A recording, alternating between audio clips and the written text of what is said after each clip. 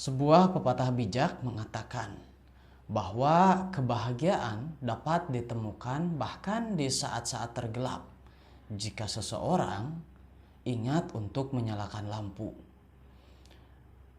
Kata overthinking atau berpikir secara berlebihan, curiga secara berlebihan, mungkin terdengar sudah tidak asing lagi di benak masyarakat luas.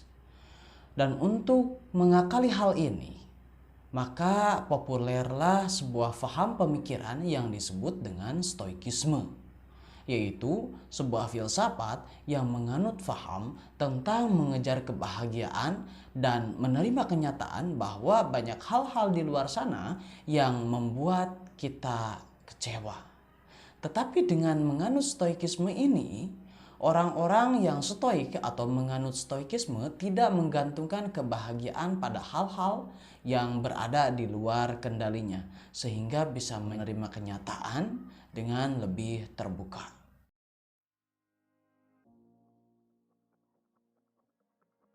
Sebagai manusia biasa dan sebagai makhluk Tuhan yang biasa pula, kita sering dihadapkan oleh berbagai masalah ataupun kejadian yang tentu tidak enak. Baik itu berasal dari lingkungan, teman, keluarga, atau bahkan pasangan. Setuju nggak? Nah, hal ini tentu membuat sedikit dari kita yang ketika dihadapkan terhadap suatu masalah yang tidak enak, pasti mikirnya juga yang enggak-enggak.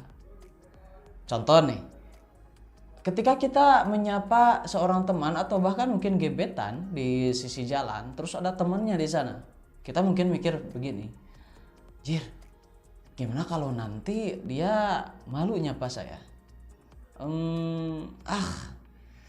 Takut ilfil dia, mending gak usah disapa deh.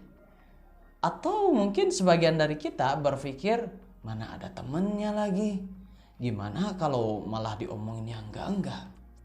Padahal belum tentu dia tidak merespon, belum tentu dia juga akan ilfil, dan belum tentu juga orang yang ada di sekitar dia bakal ngomorolin kamu, ya kan?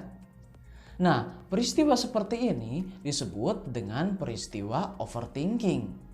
Sejatinya, semua perkataan orang yang kita pikirkan tersebut tidak ikut andil dalam diri kita, dalam artian tidak bisa kita kendalikan. Dan hal ini tentu akan merusak keadaan, merusak suasana. Toh ternyata orang lain mungkin bisa merespon, orang lain belum tentu ngomongin kita, kita sudah suudzon dengan mereka. Ini disebut dengan overthinking. Nah, kabar baiknya, lebih dari 2000 tahun yang lalu, sebuah madhab filsafat menemukan akar masalah dan banyak solusi dari emosi negatif yang disebut dengan overthinking. Filsafat ini dinamakan dengan filsafat Stoa atau yang lebih populer dengan istilah stoikisme, di mana para pengikutnya disebut kaum Stoa. Ajarannya adalah bahwa di dalam hidup kita pasti ada sesuatu yang bisa kita kendalikan dan ada sesuatu yang tidak bisa kita kendalikan. Sesuatu yang bisa kita kendalikan asalnya muncul dari diri sendiri, seperti tujuan kita, opini kita, dan sebagainya. Sedangkan sesuatu yang tidak bisa kita kendalikan atau di luar kendali kita adalah sesuatu seperti obrolan orang lain, opini orang lain, respon orang lain, dan sebagainya yang menyangkut privasi orang lain. Hal ini tentu tidak bisa kita kendalikan, meskipun bisa dipengaruhi, tetapi ingat yang mengendalikan tetap adalah privasi orang lain. Nah, dalam filsafat stoikisme ini, hal yang menurut persepsi orang lain ini tidak kita anggap sebagai beban, tidak kita anggapkan sebagai hal yang ribet. Sehingga kita lebih berfokus kepada diri sendiri untuk memperbaiki diri sendiri dan bagaimana mencari kebahagiaan dari diri sendiri. Kita sebagai manusia pastilah menginginkan kebahagiaan. Dan kebahagiaan menurut sebagian besar dari kita adalah setelah kita mencapai suatu tujuan tertentu. Misalkan Kita bahagia jika gebetan kita suka dengan apa yang kita lakukan, atau mungkin tujuannya sama dengan kita. Atau kita bahagia jika mereka, teman kita, tidak ngomongin atau ngibahin kita. Tapi hal ini secara tidak sadar membuat kita sudah menggantungkan kebahagiaan kepada orang lain, yang padahal itu adalah di luar kendali kita. Sejatinya, omongan orang lain, persepsi orang lain, bahkan tindakan orang lain adalah hal yang di luar kendali kita. Ketika kita memusingkan hal-hal di luar kendali kita, ini adalah pemahaman yang salah menurut filosofi atau menurut para filosof stoikisme. Kenapa? Karena ketika kita menggantungkan kebahagiaan pada hal yang tidak bisa kita kendalikan, kapan kita bisa bahagia? Contoh, kita terobsesi untuk menjadi orang yang seperti artis Korea. Banyak ya di luar sana hari ini seperti itu. Sehingga kita ingin terlihat seperti mereka yang mungkin tampan, putih, jago nari, jago ngedance. Dan kemudian kita menyesali diri sendiri, memurungkan diri kita. Kok saya hidup kayak gini ya?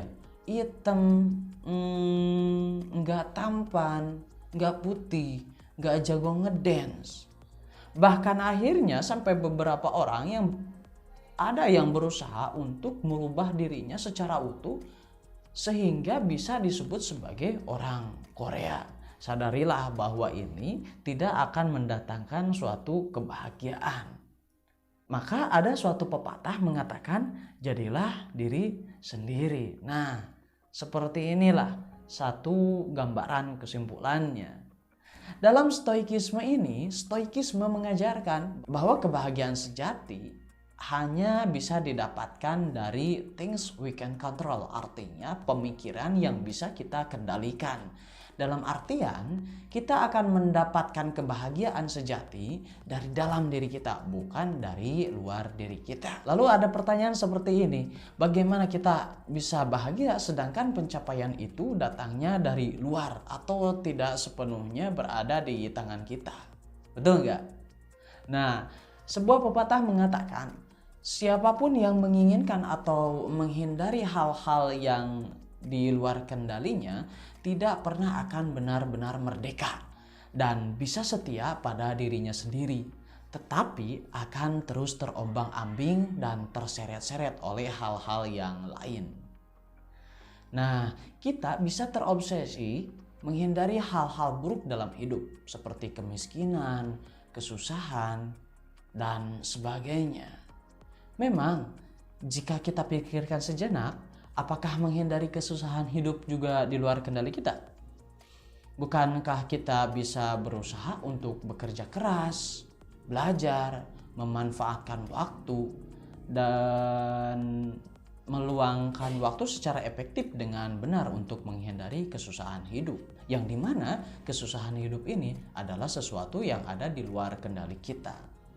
Oke, itu betul. Ketika kita sudah belajar untuk UNBK setahun penuh, kita mondar-mandir bimbel untuk mendapatkan nilai memuaskan. Tapi ketika UNBK pada hari H tiba-tiba sistem error, mati lampu. Orang lain mengerjakan selama 1 jam full, sedangkan kita mengerjakan selama 1/4 jam. Kita mendapatkan kerugian dibandingkan orang lain. Nah, dari contoh tersebut, kita bisa simpulkan bahwa dengan menghindari kesusahan hidup, kematian, usaha yang dimaksimalkan, kemiskinan yang perlu diupayakan untuk keluar darinya, kita memang bisa keluar dari itu. Tetapi sadarilah bahwa ternyata ada takdir dari Tuhan yang memang tidak bisa kita hindari.